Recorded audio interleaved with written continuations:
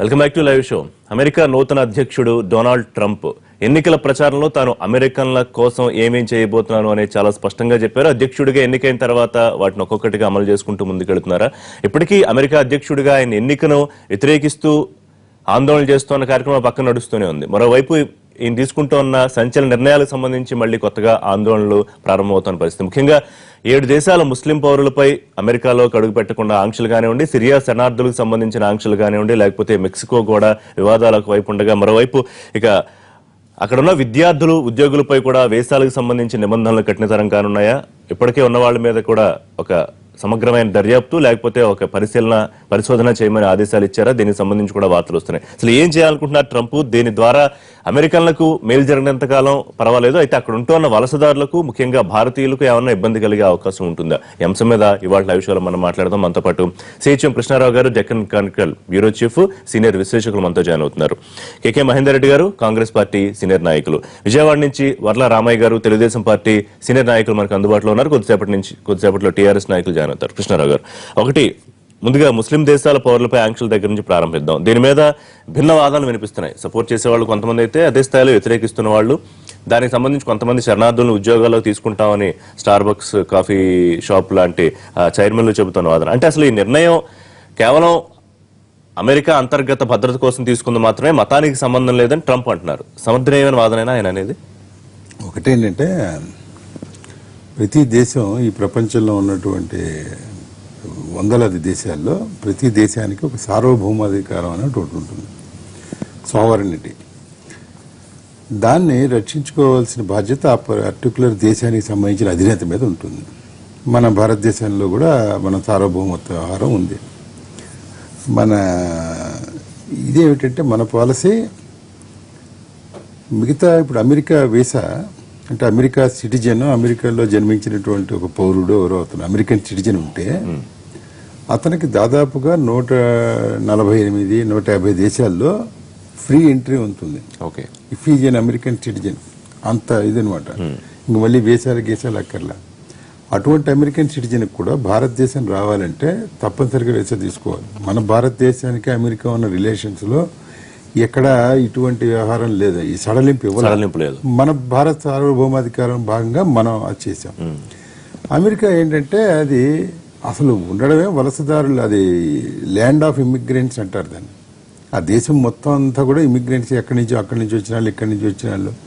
మన ఇండియన్స్ అని ఎక్కడ మాట ఉండదు. ఏషియన్ అని ఒకటి పెడతారు వాళ్ళు, వాళ్ళ జనాభాలో ఏషియన్ అని ఒకటి, చైనీస్ అని ఒకటి, ఆఫ్రికన్స్, అమెరికన్స్, వైట్స్, బ్లాక్స్, ఇలా డివైడ్ చేసి వాళ్ళు ఏదో చేస్తూ ఉంటారు.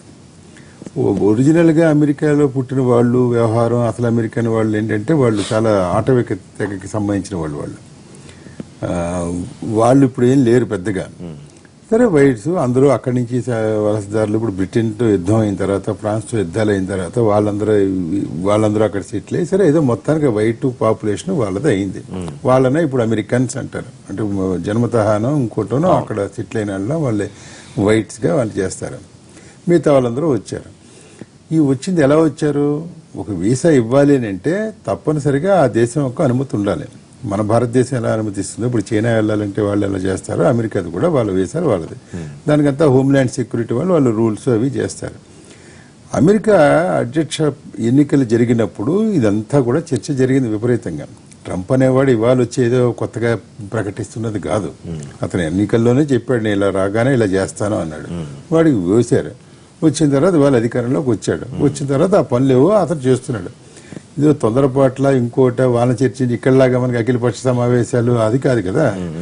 అమెరికా అధ్యక్షుడికి భారత ప్రధానమంత్రి, భారత రాష్ట్రపతి వీళ్ళందరికన్నా కూడా అధ్యక్షుడిగా అతను వ్యక్తిగతంగా తీసుకునే నిర్ణయాలు, ఎగ్జిక్యూటివ్ ఆర్డర్స్ కి చాలా వాల్యూ ఉంటుంది. బిల్లులు, వ్యవహారాలు, చట్టాలు అది వేరు. మళ్ళీ దానికి అమెరికన్ కాంగ్రెస్ చేయాలి. ఇవి చేసేప్పుడు ఏంటంటే ఆయన the custodian of the whole America. మొత్తం ఇప్పుడు అమెరికా అగ్రరాజ్యం, ప్రపంచంలో దానికి సాటి లేదు, అంతా ఇది. అయితే అతను తీసుకునేప్పుడు ఏంటంటే he has to own that responsibility తీసుకుంటాడు దాని నిర్ణయాలు. అది 2011లో ఒబామా కూడా ఇలాంటి నిర్ణయం తీసుకున్నాడు. ఇరాక్ నుంచి వచ్చే శరణార్థుల వరకు ఇవ్వడానికి లేదు అని వాళ్ళ మీద నిషేధం పెట్టాడు. బిల్ క్లింటన్ పెట్టాడు. బిల్ క్లింటన్ సమర్థించాడు. ఏమిటిది అమెరికా వాళ్ళకి మనకి ఉద్యోగాలు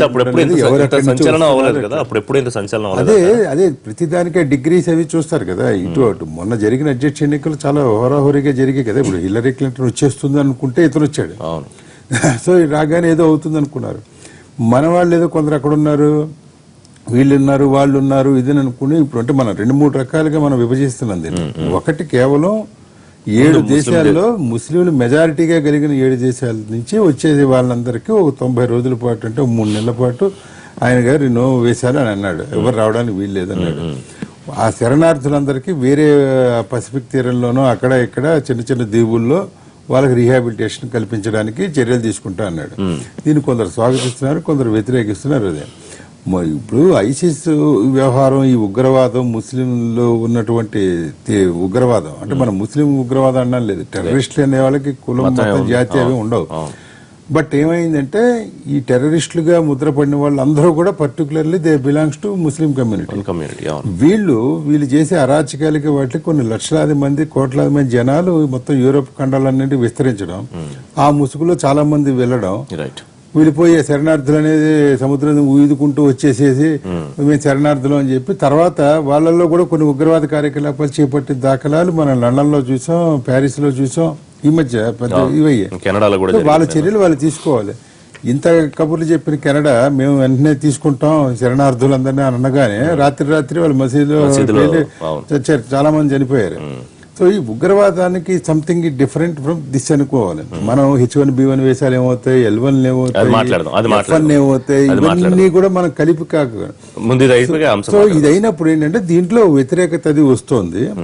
ఈ వ్యతిరేకతకి సమర్థింపు కూడా కొద్ది ఈక్వల్ గానే ఉంది అక్కడ కూడా. ఇప్పుడు అమెరికన్ సమాజం అంతా కూడా లేదు ఏటై ట్రంప్ ఇలా చేస్తున్నాను కదా. వాళ్ళు ఏమంటే అక్కడ నిరుద్యోగం పెరుగుతోంది, అక్కడ ఉద్యోగాలు ఇవ్వాలి నేటి వాళ్ళకి. ఇప్పుడు తెలంగాణ సమస్య ఎందుకు వచ్చింది మనకి? తెలంగాణ ఏంటి, ఆంధ్ర తెలంగాణ విడిపోయినప్పుడు అన్ని పార్టీలు నిధులు, నియామకాలు, నీళ్లు అవన్నీ కదా వీళ్ళు చెప్పింది. ఇక్కడ అంతా ఆంధ్ర వాళ్ళు దోచుకుపోతున్నారు, అట్లా మన వాళ్ళకు ఉండాలి అనేది ఆయన నమ్మారు, వేశారు, అధికారంలో ఉంది. సో వాళ్ళు దాన్ని సాటిస్ఫై చేయడానికి తెలంగాణ వాళ్ళకి ఏ విధంగా ఇచ్చేస్తున్నాడు, ఆయన అమెరికన్కి ఇచ్చేస్తున్నాడు. ఇందులో మనం వేరుగా ఇది ఇది బాగుంది, ఇది బాగోలేదు అన్నా లేదు. ఇది ప్రతిదీ ఇప్పుడు ఇది ఒక చర్య. ఇది దీని ఫాలో అప్ గా ఉండే చర్యలు, ఆ చర్యలు ఏం తీసుకుంటాడని రకరకాల ఊహాగాలు వస్తున్నాయి కానీ అవి చూడాలి. మహేందర్ రెడ్డి గారు, మీ అభిప్రాయం ఏంటి? ఇప్పటికే దీనికి సంబంధించి కోర్టులకు వెళ్ళడము, కోర్టు తన నిర్దిష్ట అభిప్రాయం చెప్పడం కూడా చూసాం. కృష్ణారావు గారు అన్నట్టు 50-50గా అనిపిస్తుంది. సమర్థించే వాళ్ళు అలాగే ఉన్నారు, వ్యతిరేకించే వాళ్ళు అలాగే ఉన్నారు. మీ అభిప్రాయం ఏంటి? తప్పకుండా. ఎందుకంటే ఒక డెసిషన్ తీసుకున్నప్పుడు ట్రంప్ గెలవడం అంటే ట్రంప్ తన మేనిఫెస్టోలోనే చెప్పిండు, ఎలక్షన్ ప్రసంగంలోనే క్లియర్గా చెప్పిండు, నేను అమెరికా ప్రజల కొరకు వాళ్ళకి పోతున్న ఉద్యోగాలు, వాళ్ళ యొక్క సార్వభౌమత్వాన్ని నేను కాపాడుతాను, వాళ్ళ యొక్క ప్రెస్టీజ్ని కాపాడుతానని చెప్పుకుంటూ వచ్చిన వ్యక్తి అతను. వచ్చినప్పుడు ఆయన గెలిచిందంటే ఆయనకు సపోర్టర్స్ ఉన్నట్టు కదా, మెజారిటీ సపోర్టర్స్ ఆయన వైపు ఉన్నట్టు కదా. ఇవాళ తన దేశం యొక్క సార్వభౌమత్వాన్ని పక్కన పెట్టి పెద్దల కృష్ణారావు గారు అన్నట్టు ఏ విషయంలో కూడా ఎవరు రాజీ పడ్డా కానీ తన దేశ ప్రజల యొక్క బాగుల గురించి, వాళ్ళ ఉద్యోగాల గురించి కానీ, వాళ్ళ నియామకాల గురించి కానీ ఆలోచించకుండా ఎవరు కూడా వేరే వాళ్ళ పైన ఆధారపడడం అనేది ఎప్పటికైనా డేంజరే. కాబట్టి వాళ్ళ యొక్క పొట్ట కొట్టే విధానాన్ని ఆయన పక్కన పెట్టాను. అలాగే దేశం యొక్క అంతర్గత భద్రతను కూడా కాపాడాల్సిన బాధ్యత తన పైన ఉంది. ఎందుకంటే అమెరికాలో జరిగిన సంఘటనలు చూసాం, ఉగ్రవాదులు పోయి అక్కడ పేల్చిన టవర్స్ను పేల్చిన సంఘటనలు ఇవన్నీ కూడా చూసాం.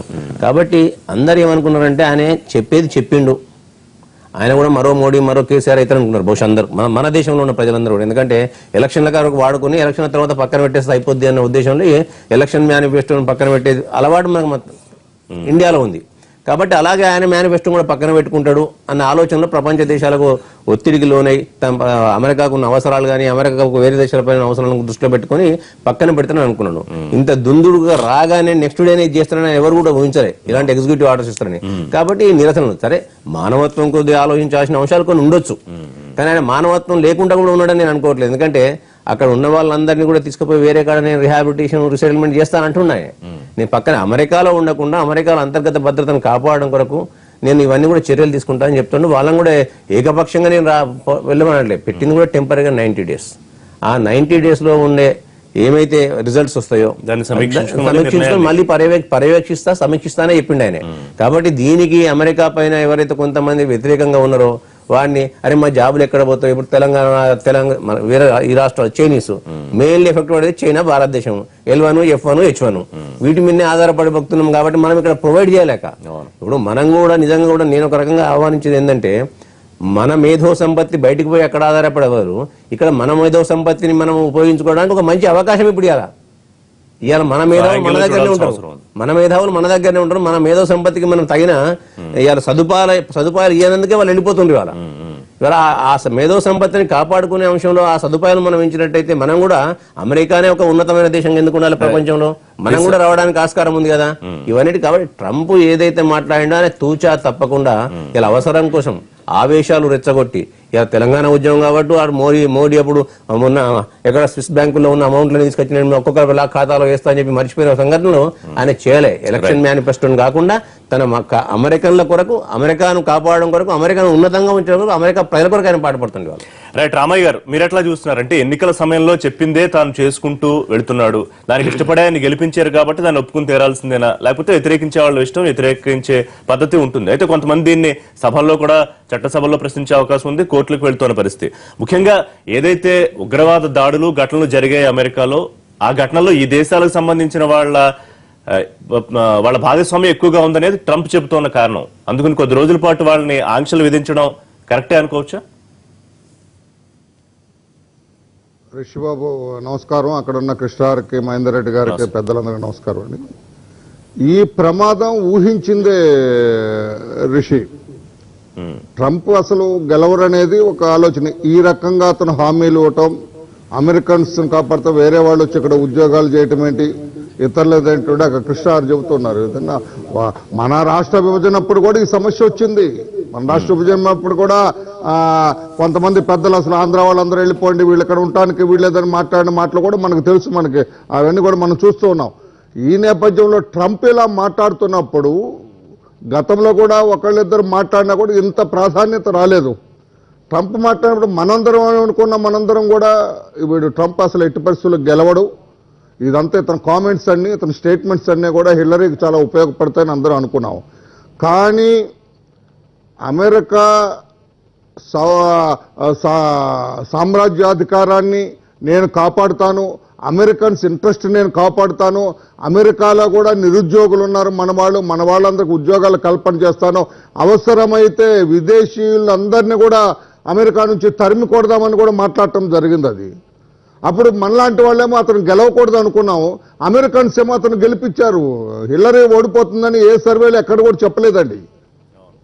హిల్లరీ గెలుస్తుందని చెప్పారు అందరూ కూడా. కానీ అక్కడ ప్రజా అభిప్రాయం మాత్రం ట్రంప్కి అనుకూలంగా వచ్చింది, గెలవటం జరిగింది. మనం ఆశ్చర్యపోకలా. ఆయన ట్రంప్ చెబుతున్న కారణం అమెరికా అంతర్గత భద్రత కోసమే తీసుకునే నిర్ణయం, మతానికి ముడిపెట్టి చూడొద్దని ఆయన ఒక విజ్ఞప్తి కూడా చేశారు. ఇప్పుడు సిరియన్స్ ని కాన్సన్ట్రేట్ చేస్తూ అతను మాట్లాడింది ఆ మాట. అది ఒక ఇంటర్నల్ భద్రత చూసుకోవాలి, అందుకని ఒక 90 days 2 months మీరు బయట ఉండండి, బయట ఉన్న తర్వాత అంతా సెట్ అయిన తర్వాత అవకాశం కల్పిస్తున్నారు. కానీ ఈ ట్రంప్ తీసుకునే ఈ నిర్ణయాలు భవిష్యత్తులో మన వాళ్ళకి అక్కడున్న ఏషియన్స్ అవ్వచ్చు, భారతీయులు అవ్వచ్చు, వీళ్ళందరూ కూడా కొంచెం ఇబ్బందికరంగా మారే పరిస్థితులు మాత్రం కళ్ళకు కట్టినట్లుగా కనిపిస్తూ ఉన్నాయి. ఈ రకంగా అతను మాట్లాడకుండా ఉంటే బాగుండేది. ఈ చర్యల వల్ల అమెరికన్స్ సపోర్ట్ అతనికి వస్తుందేమో కానీ ఒక అన్రెస్ట్ బయలుదేరుతుంది అక్కడ కూడా. ఈ రకంగా ఎక్కువ మంది అందరూ కలిసి ఉండాలని కోరుకునే వాళ్ళు ఉన్నారు. అమెరికాకి సంస్కృతి ఉన్నది, ఎప్పుడు కూడా ఫలాని వాళ్ళు మా కంట్రీ నుంచి వెళ్ళిపోవాలని అని అన్న సంస్కృతి లేదు, దాని మీద ఒత్తిడి చేసిన సంస్కృతి కూడా లేదు. ఇప్పుడు ఆ ప్రాక్టీస్కి విరుద్ధంగా ట్రంప్ ప్రయోగం చేస్తూ ఉన్నారు. ఇది సక్సెస్ అయితే ట్రంప్ని ఎవరు ఆపలేరండి. అతను ముక్కుసూటిగా అనుకున్నది సాధించే వ్యక్తి. ప్రజాస్వామ్య విలువల్ని పూర్తిగా కాపాడుతాడు ట్రంప్ అని కూడా ఎవరు చెప్పే సాహసం అక్కడ చేయటం లేదండి. ఈ నేపథ్యంలో ఇది సక్సెస్ అయిపోయి ఇందులో అమెరికన్స్ సపోర్ట్ సంపూర్ణంగా అతనికి వస్తే భవిష్యత్తులో మన బిడ్డలు మన భారతీయులు అక్కడ ఉద్యోగం చేసే వాళ్ళకు కూడా ఇబ్బంది ఉంటుందని దాని గురించి మాట్లాడదాం. విద్యార్థులు ఉద్యోగుల వీసా నిబంధనలు దాని గురించి మాట్లాడదాం రామయ్య గారు. మనతో పాటు చూసాం కదా, మన రాష్ట్రంలో కూడా వెళ్ళిపోండి, వెళ్ళటానికి లేదు, ఉండటానికి వీల్లేదు అన్నది కూడా మనం చూసాం. రైట్, మాట్లాడదాం, ఆ అంశాలు మాట్లాడదాం రామయ్య గారు. ఒక్క నిమిషం. వివేకానంద గౌడ్ జాయిన్ అయ్యారు, కుత్బుల్లాపూర్ ఎమ్మెల్యే, టీఆర్ఎస్ నేత. వివేకానంద గారు, ట్రంప్ తీసుకున్న నిర్ణయం ముఖ్యంగా ముస్లిం దేశాలకు సంబంధించి, ఆ తర్వాత వరుసగా తీసుకుంటున్న నిర్ణయాలు, దాని ఇంపాక్ట్ మనం మాట్లాడుకుంటూ ఉన్నాం. ముందుగా మీ ఒపీనియన్ ఏంటి? గతంలో మీరు అక్కడికి అంబాసిడర్ కూడా 2-3 కార్యక్రమాలకు వెళ్ళినట్టు నాకు గుర్తుంది అమెరికాకి. ఒకటి చాలా అంటే ఈ యొక్క నిర్ణయాలు ఆశ్చర్యకర విషయమే కాదు. ముందు నుంచి కూడా ఏదైతే వారి ఎన్నికల్లో కానివ్వండి, గతం నుంచి ఏదైతే లైన్ తీసుకున్నారో, ఏదైతే వాళ్ళు కంటిన్యూస్ చాలా సభలో చెప్పారు, దానికి అనుగుణంగా ఈ నిర్ణయాలు వస్తామని. మొట్టమొదటే అమెరికన్ జాబ్స్ అనే దానిపైన ఎప్పుడు కూడా వారు చాలా స్ట్రెస్ చేస్తామండి.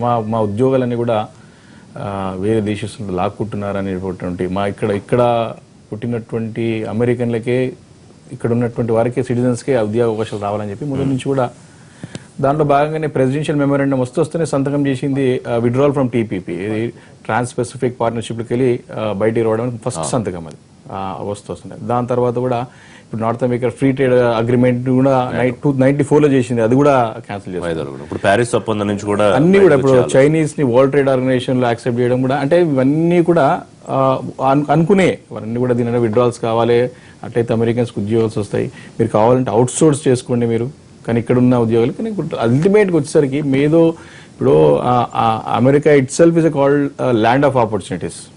ప్రపంచవ్యాప్తంగా అందరూ కూడా ఎందుకు దేశం బలమైనటువంటి ప్రజాస్వామ్య దేశంగా ఒక ప్రపంచంలోనే ఎవరు అమెరికాని ఎందుకు చూస్తారంటే, ఇవన్నీ ప్రపంచంలోని అన్ని దేశాలను ప్రజానికం అక్కడ ఉన్నారు. అక్కడ సంస్కృతి, భిన్న సంస్కృతులు, భిన్న దేశాలు, అక్కడనే వేరే వేరే అసలు ఎంత పెద్ద దేశం అంటే అది జనాభా ఉంటే 20 కోట్లు కదా, మన చాలా తక్కువ. కానీ వి ఫైండ్ వెరీ చాలా పెద్దది, చాలా మెక్సికన్స్ కానీ రకరకాలు ఉంటారు అక్కడ అంతా కూడా. కానీ ఇవన్నీ కూడా నాకు అంటే మీన్ ఫ్రమ్ మై సైడ్ అక్కడ ఎవరు కూడా యాక్సెప్ట్ అర్బన్. ఇప్పుడు ఓటింగ్ లో చూసినట్టయితే పర్సెంటేజ్ ఎక్కువ తేడా లేదు. అర్బనైజ్ ఓటర్స్ అంతా కూడా డెమోక్రాట్స్ వేసారు అక్కడ. రిపబ్లికన్ ఇది ఏంటంటే మన మిడిల్ స్టేట్స్ లో అక్కడ అంతా ఒక్కసారి ఖచ్చితంగా అవకాశం ఇవ్వాలనే ఉద్దేశంతో వారు రావడం జరిగింది. బట్ మధ్యలో ఒకసారి ఇది కూడా వచ్చింది, ఇంపీచ్ చేసే అవకాశాలు ఉంటాయా మనకు ఒక చర్చ కూడా వచ్చింది. అంటే సరే అక్కడ ఉన్నటువంటి ఆ సిస్టమ్ లో 2 years కి మిడ్ టర్మ్స్ వస్తూ ఉంటే మళ్ళీ నెక్స్ట్ 2 years కి దాంట్లో ట్రెండ్స్ తెలిసిపోతాయి. మేము మొన్న ఎలక్షన్ ఎక్స్చేంజ్ ప్రోగ్రామ్ లో మేము 2014 లో అప్పుడే తెలిసిపోయింది, అంటే ఎడ్జ్ ఉంటుంది, రిపబ్లికన్స్ కి ఎడ్జ్ ఉంటుంది అని చెప్పి తెలిసిపోయింది అప్పుడే. అంటే పాజిటివ్ అర్బనైజ్డ్ ఓటింగ్స్ ఎక్కువ నెక్స్ట్ మీడియా, సోషల్ మీడియాకి అట్రాక్ట్ అవ్వడము, ఎక్కువ ప్రచారం, ఎక్కువ జనాల దాని ఇన్వాల్వ్ కావడం. కాబట్టి అది ముందు నుంచి కూడా ట్రంప్ కి ఎడ్జ్ ఉంటుంది, రిపబ్లికన్స్ కి ఎడ్జ్ ఉంటుంది అని చెప్పి వచ్చింది. అసలు ట్రంప్ తర్వాత వచ్చినాక కొంచెం అగ్రెసివ్ వెళ్ళినారు తప్ప. కాబట్టి ఈ యొక్క ఇంపాక్ట్ ఆ దేశానికి ఫస్ట్ ఆఫ్ ఆల్ మంచిది కాదు. ఎందుకంటే అందరు ఉంటేనే ఆ దేశం అంతవరకు పోయింది. కాబట్టి మేధో సంపన్న అంటే ప్రపంచంలో ఉన్నటువంటి చదువుకున్న అందరూ కూడా ఇప్పుడు వాళ్ళ ఉద్యోగాలు ఇంకోటి కూడా వచ్చింది చాలా. ఇప్పుడు మనకు ఉన్నటువంటి అక్కడ ఇండియన్స్ కానీ మన వాళ్ళందరూ కూడా ఏమంటే డిస్కషన్లు ఏముంటుందంటే, మనం బయట దేశాలు చేసే ఉద్యోగాలు ఇట్లాంటి ఉద్యోగాలు అంటే వారు ఏ ఉద్యోగాలు అవి, ఓకే, వారు అయితే వారు చేయని ఉద్యోగాలు మనం చేయలేని ఉద్యోగాలు same.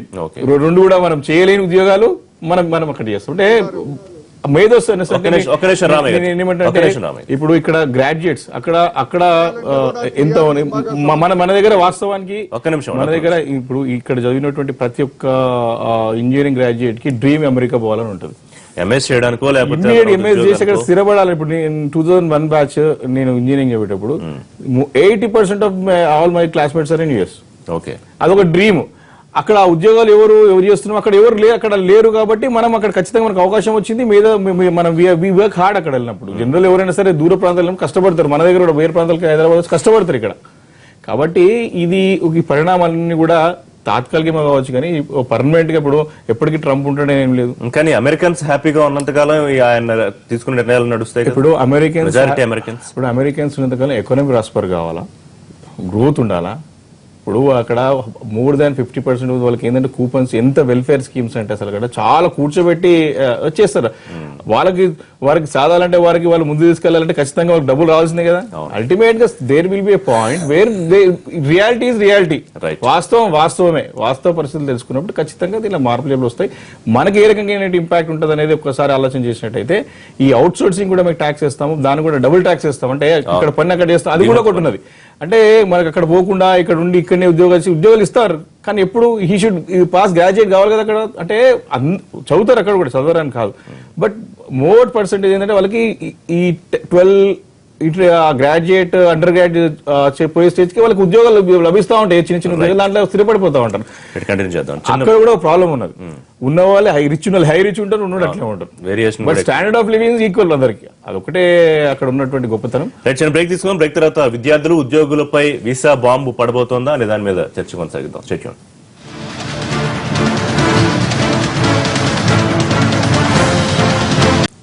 Back to live show. Trump తీసుకుంటున్న నిర్ణయాలు వివాదాస్పదం అవుతున్నాయా, దాని ప్రభావం గురించి మాట్లాడుకుంటున్నాం. కృష్ణారావు గారు, ఒకటి అక్కడ వాళ్ళ దేశం వాళ్ళు ఏదైనా నిర్ణయాలు తీసుకునివ్వండి, దానికి మనం ఎక్కువగా ఎందుకు ఫోకస్ చేయాల్సి వస్తుంది, దాని మీద ఎక్కువగా ఎందుకు మాట్లాడాల్సి వస్తుంది? ఎందుకంటే భారతీయులకి ఏమైనా ఇబ్బంది జరుగుతుందా ఇప్పుడు విద్యార్థులకి ఉద్యోగుల వీసాల మీద సమీక్షలో, లేకపోతే వాటిని కఠినతరం చేస్తామన్న ఆలోచనతో భయం మొదలైందా? ఎందుకంటే ఇక్కడ చాలా స్పష్టంగా మాట్లాడుకోవాల్సింది, మనం విద్యార్థులు అక్కడికి వెళ్ళడం 2-3 రకాలు. ఒకటి క్వాలిటీ ఎడ్యుకేషన్ గురించి. ఇక్కడ క్వాలిటీ ఎడ్యుకేషన్ ఉన్నప్పుడు కూడా మనకి అన్ని because of various reservations, various ఆంక్షలు, వీటి మూలంగా ఏంటంటే మీకు అంత విద్యా అవకాశాలు అంతగా ఉండవు ఇక్కడ. అక్కడ ఏంటంటే మీరు మెరిట్ చూపించుకుంటే మీకు ఇది వస్తుంది, లేదు అంటే మీరు డబ్బులు పెట్టి కూడా కొనుక్కునే ఉంటాయి. అక్కడ క్వాలిటీ ఎడ్యుకేషన్ ఉంటుంది. అక్కడ అన్ని సెల్ఫ్ ఫైనాన్సింగ్ యూనివర్సిటీస్, ఊరికి ఇక్కడలాగా ప్రభుత్వం తరపున వ్యవహారాలు ఇది కాకుండా సెల్ఫ్ ఫైనాన్సింగ్. అయితే మొత్తం అమెరికా ఎకానమీ అంతా కూడా మళ్ళీ వీళ్ళ మీద ఆధారపడింది. ఈ వలసదారులు వీళ్ళు అక్కడి నుంచి మిగతా దేశాల నుంచి వచ్చి స్థిరపడిన వాళ్ళు, ఉద్యోగాలు చేసుకునే వాళ్ళు, చదువుకుంటున్న వాళ్ళు, వీళ్ళ బేస్ చేసుకుని మొత్తం ఎకానమీ. ఇప్పుడు మొత్తం తీసుకొచ్చి మీరు వలసదారులందరినీ పొద్దున్నే తీసుకొచ్చి బయట పడేస్తే ఆర్థిక రంగం కాదు మొత్తం కుదేలవుతుంది. రెండోది, అక్కడ నేను 2 సార్లు వెళ్ళినప్పుడు మాట్లాడితే ఏమైందంటే అక్కడ విద్యార్థులు అంటే నేటివ్ అమెరికన్స్ వాళ్ళల్లో ఉన్నటువంటి వాళ్ళ పద్ధతులు, వాళ్ళ వ్యవహారాల్లో మనంతగా ఈ కష్టపడడం వ్యవహారం అది లేదు అనేది ఇప్పటికి కూడా వాళ్ళది లేదు. ఈవెన్ నౌ అదేనా రేపు వాళ్ళు కూడా వాళ్ళ కాళ్ళ మీద వాళ్ళు నిలబడడం కోసం వాళ్ళ విజ్ఞానాన్ని వీళ్ళు ఇచ్చేసుకోవడం కోసం ఏదైనా చేసుకుంటారేమో తర్వాత. కానీ ఇప్పటికి కూడా ఏంటంటే ఈ వర్క్ పెర్ఫార్మెన్స్ వాటిల్లో చూస్తే ఏంటంటే ఈ అమెరికా అబ్బాయి ఎలా చేస్తున్నాడు, మిగతా దేశం నుంచి వచ్చిన వాడు ఎలా చేస్తున్నాడు అంటే ఈ పెర్ఫార్మెన్స్ వైజ్ మిగతా వాళ్ళతో అది ఉంది. ఇక ఈ మన దగ్గర ఎలా ఉంటుందంటే మన పిల్లలు ఎక్కువ మంది వెళ్ళారు కాబట్టి అటు ఆంధ్ర నుంచో, ఇటు తెలంగాణ నుంచో, లేకపోతే భారతదేశం నుంచో మొత్తం 11-12 లక్షల మంది వాళ్ళు అక్కడ స్థిరపడ్డారు. ఉద్యోగాలు మిగతా రకరకాలుగా H1, B1 కూడా ఉన్నారు. మనది ఏమైనా ఉంటుందంటే మన మెంటాలిటీ మనం బెజవాడలోనూ మన హైదరాబాద్లో ఎలా ఉందో మనం కూడా అక్కడికి అలా ఉండాలి, అలా ఫ్రీగా ఉండాలి. మనకి ఇక్కడ ఉద్యోగాలు మన జాబులు మనకు వచ్చేయాలి, బయట దేశాల్లోనే మనకు వచ్చేయాలి. ఇంకా అక్కడ కూడా ఆంక్షలు పెడితే అదేంటి, అది కూడా అమెరికా కూడా మన ఆంధ్ర లాగానే మనం ఫీల్ అవుతాం. అది తప్పు కదా. వాళ్ళ దేశాలు వాళ్ళు, వాళ్ళ వ్యవహారాలు వేరు, వాళ్ళ కథలు వాళ్ళు వేరు. మన దేశం ఏ విధంగా ఆంక్షలు పెడుతుందో, మన రాష్ట్రాలు ఏ విధంగా ఇది చేస్తున్నాయో ఇదే పద్ధతిలో మిగతా వాళ్ళు కూడా చేస్తారు కదా. అది మనం అర్థం చేసుకోవాలి. తర్వాత ఇవాళ ఇంకా అక్కడ మీరు ఇందాక ఒకటి ప్రస్తావించారు, ఇక్కడి నుంచి వెళ్లే వాళ్ళ మీద ఇంకో మరిన్ని ఆంక్షలు అంటే మరి వాళ్ళ దేశంలోకి ఎంటర్ అయినప్పుడు మామూలుగా మీకు పోర్ట్ ఆఫ్ ఎంట్రీ 5 ఉన్నాయి మొత్తం అమెరికాలో. ఇంకా వేరే ఎవ్వరు ఎక్కడి నుంచి వచ్చినా కూడా మొత్తం 5 విమానాశ్రయాల నుంచే రావాలి. షికాగో ఒకటి, న్యూయార్క్ ఒకటి, వాషింగ్టన్ DC ఒకటి, డల్లాస్ ఒకటి, శాన్ ఫ్రాన్సిస్కో ఒకటి. ఈ 5 దేశాల్లో స్క్రీనింగ్ ఉంటుంది, మామూలు క్విజ్జింగ్ అది ఇది ఉంటుంది. ఎందుకు వచ్చావు, ఎన్ని రోజులు ఉంటావు, ఎవరు వచ్చారు, ఇలాగని. వాటిలో ఎక్కువ వాళ్ళు డోసు ఎక్కువ పెంచుతారేమో. ఇదేంటే మన ఒక విషయం ప్రస్తావించుకుంది. ఒక భారతీయ మహిళ 30 ఏళ్ల నుంచి ఆవిడ అక్కడ స్థిరపడే మహిళ, ఆవిడ వాకింగ్కి వెళ్తుంటే ఆపి కొంచెం ఏదో ఇబ్బందికరంగా అడిగారని ఆవిడ మళ్ళీ తర్వాత కమిషనర్ ఫిర్యాదు చేసింది. అంటే ఇలాంటి ఘటనలు కూడా మరి జరుగుతూ ఉంటాయి. ఇదే ఇప్పుడు ఒక ఆర్డర్ ఇస్తే కొంచెం ఓవర్ చేసే వాళ్ళు ఉంటారు కదా. చెప్పా కదా మీకు, హోమ్ల్యాండ్ సెక్యూరిటీ వాళ్ళ తీసుకునే వ్యవహారాల్లో అది వాళ్ళకి శిరోధార్యం. రేపు అన్ని ఇలా చెక్ చేయండి, అలా చెక్ చేయండి అని అంటే వాళ్ళు తప్పనిసరిగా వాళ్ళకి ఇదే పని అంటే అమ్మాయి అప్పుడు వేటదారిని ఏదో చీర కట్టుకునేదో ఉండడంతో వాళ్ళు వేరే దేశం నుంచి వచ్చిందనేదో దీంతో అడిగాడు. అమ్మాయి అయితే 30 ఏళ్ళ నుంచి ఉంది, అయినా కూడా ఇదే ఇలాగే నేనది ఇవన్నీ ఎక్కువ అవడం వల్ల ఏమవుతుందంటే ఇవాళ వెళ్ళేవాడు కొంచెం ఎందుకు వచ్చింది లేరు అక్కడ ఆపేస్తున్నారంటే ఆగిపోవడం ఒక రకంగా ఉంటుంది. అక్కడ ఎందుకు ఇబ్బంది పడ్డా ఇంకెన్ని నిర్ణయాలు తీసుకుంటాడో ఈయన, మనం ఇక్కడే ఉద్యోగాలు ఎత్తుక్కుందాం. అసలు ఈ వ్యవహారం అంతా ఎందుకు అంటే డాలర్ల కోసం. ఈ డాలర్ డ్రీమ్స్ అనేది మనం సినిమాలో చూసాం, అన్నీ చూసాం. అదేదో ఇంత తర్వాత వర్క్ మీకు దాన్ని ఏమంటారు, వర్క్ పనిచేసే విధానాలు కానీ, అవకాశాలు కానీ, సెలవులు, ఇంకొకటి విలాసాలు లేకపోతే సౌకర్యాలు ఇవన్నిట్లలో కూడా అమెరికా నెంబర్ 1 గా ఉంటుంది. అందుకనే ఇప్పుడు ఇక్కడి నుంచి వెళ్లే వాళ్ళు కూడా విజిటర్ వీసాల మీద వెళ్లే వాళ్ళు కూడా they will feel more comfortable అక్కడ దాన్ ఇన్ ఇండియా. మీ ఇంకో వ్యవహారంలో ఉంటుంది, సెక్యూరిటీలు కానీ ఇంకోటి కానీ అది తిరగడానికి కానీ అది. అసలు వీళ్ళు ప్రోత్సహిస్తుంటేనే వాళ్ళకి మూడు డబ్బులు వస్తాయి. మీరు ఎక్కువ మంది వీటర్లు వస్తే ఇప్పుడు మనం డబ్బులు తీసుకెళ్లి మన రూపాయలన్నీ డాలర్లుగా కన్వర్ట్ చేసి అక్కడ ఖర్చు పెట్టి మళ్ళీ కాలేజీ. సో ఇది ఒకేసారి మనం ఇలా చెప్పేయడానికి లేదు, ఇది మంచిది ఇది చెడ్డది అన్నట్టుగా. ఇది నిర్ణయాలను బట్టి ఉంటుంది.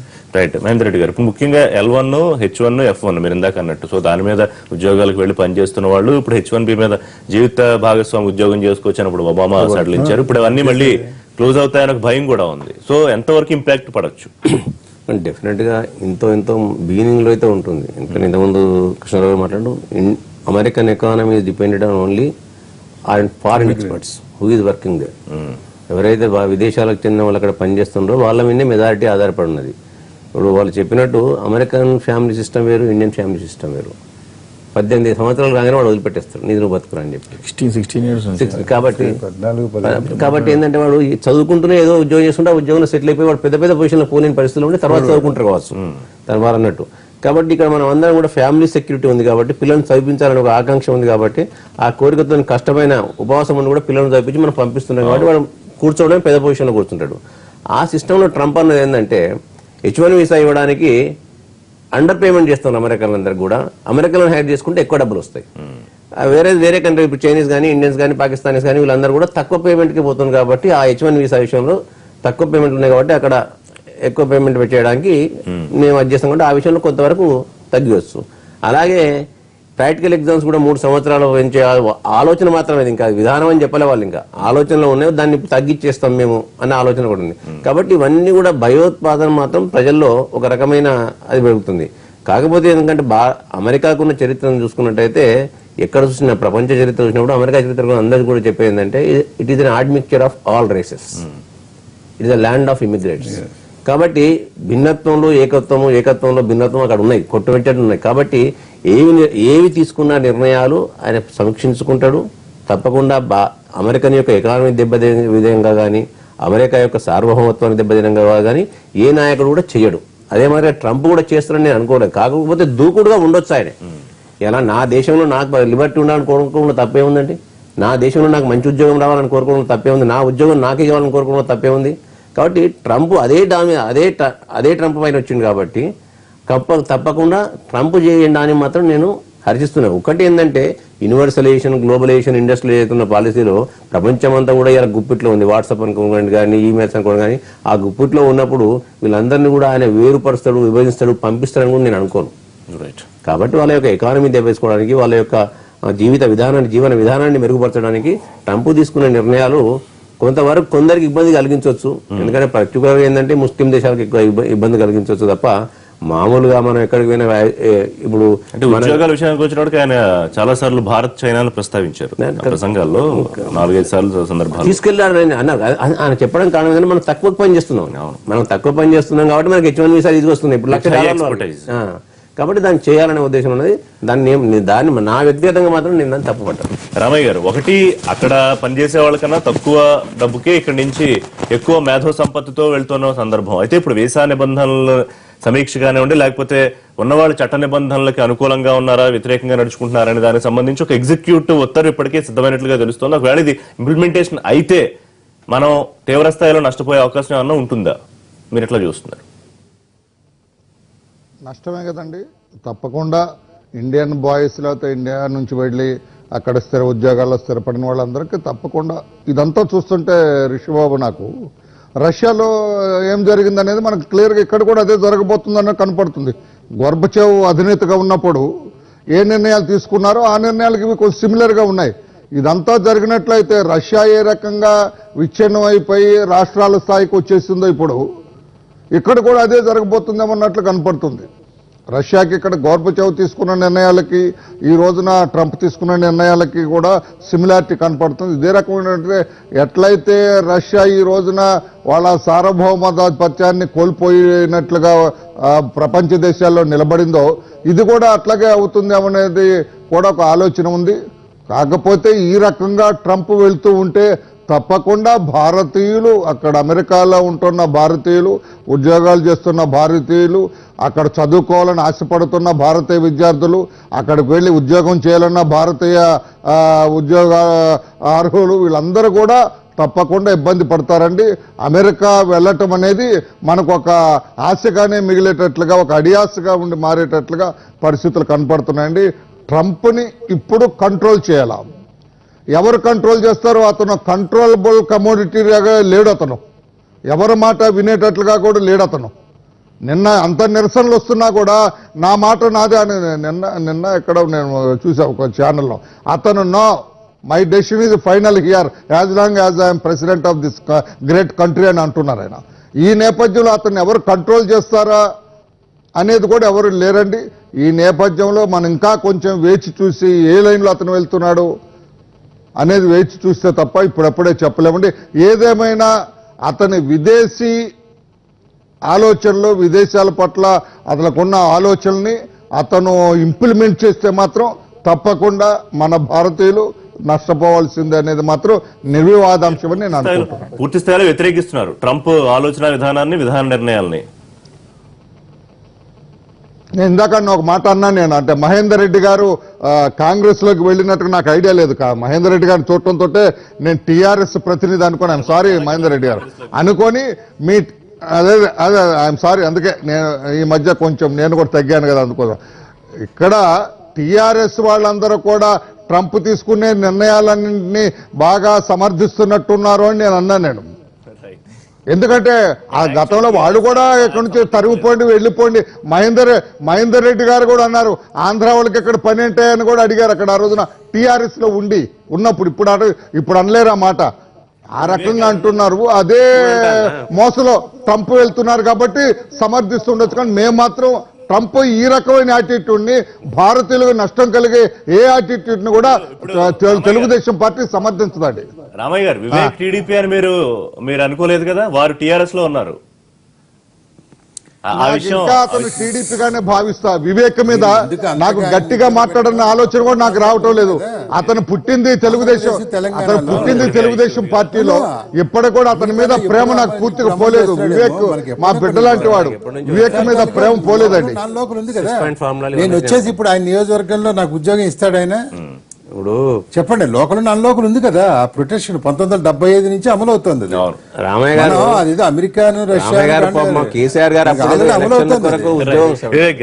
స్థానికులకు ఉద్యోగాలు అనేది అందరికీ. మీకే పెద్ద బిడ్డ వేస్తాండి రెడ్ కార్పెట్ వరకు మీకే అన్నిట్లో. అప్పుడేదో ఎలక్షన్ వరకు మా కేసీఆర్ గారు మాట్లాడారు. కృష్ణా జిల్లాలోనే ఉన్నాడు. కృష్ణా జిల్లా వాళ్ళకైనా ఆయన ఎవరైనా భావిస్తారు. వేరే ఎక్కడ వివేక్ గర్భిణి చెప్తారు ఈ వేసాలు నిబంధనలు కఠినతరం ఉద్యోగులు విద్యార్థుల మీద ప్రభావం. నేను ఒకటి రామయ్య గారు పెద్దరు కరెక్ట్ అయిపోయారు. అంతా కూడా డ్యూ రెస్పెక్ట్ ఎక్కడున్నా అంత మనకు అంటే పెద్దలంటే గౌరవంతో ఉంటాం కాబట్టి ఆ ప్రేమ ఆప్తలు ఎప్పుడు ఉంటాయి, దాని లేదు. కాబట్టి ఈ విషయం మన సబ్జెక్ట్ వచ్చేసరికి నేను అంటే ఇప్పుడు కృష్ణరావు గారు చాలా వ్యాలిడ్ ఇంపార్టెంట్ పాయింట్ చెప్పారు. చెప్దాం అనుకున్న పెద్దలు ఇక్కడ వెళ్ళేటువంటి అంటే యూనివర్సిటీస్ ఆల్ ఆర్ ఆటోనమస్ ఉంటాయి, సెల్ఫ్ ఫైనాన్స్ ఉంటాయి. అసలు అక్కడ యూనివర్సిటీస్ నడవాలంటే ఖచ్చితంగా ఈ యొక్క ఫారెన్ నుంచి వచ్చినటువంటి స్టూడెంట్స్ వస్తేనే గానీ అవి సర్వే అయ్యాల్సిన పరిస్థితి. ఎకానమీ చాలా డిపెండ్ అవుతుంది దానిపైన. అక్కడ గ్రాడ్యుయేట్స్ ప్రొడ్యూస్ అయితేనే అక్కడ అన్ని ఉద్యోగాలు, వ్యాపారాలు, మేధోసంపత్తి ఇవన్నీ ఉన్నాయి. ఇప్పుడు ఇంకో విషయం కూడా ఇవన్నీ కూడా ఈ విషయం పైన వీసాల పైన కూడా క్లారిటీ ఇచ్చారు కాబట్టి అపార్ట్ ఫ్రమ్ దట్ అక్కడ వెళ్ళినట్టయితే ఇప్పుడు రాజకీయంగా కానివ్వండి, ఒక ఆర్థికంగా కూడా స్థిరపడేటువంటి ఇతర దేశాలు చాలా మంది ఉన్నారు అక్కడ.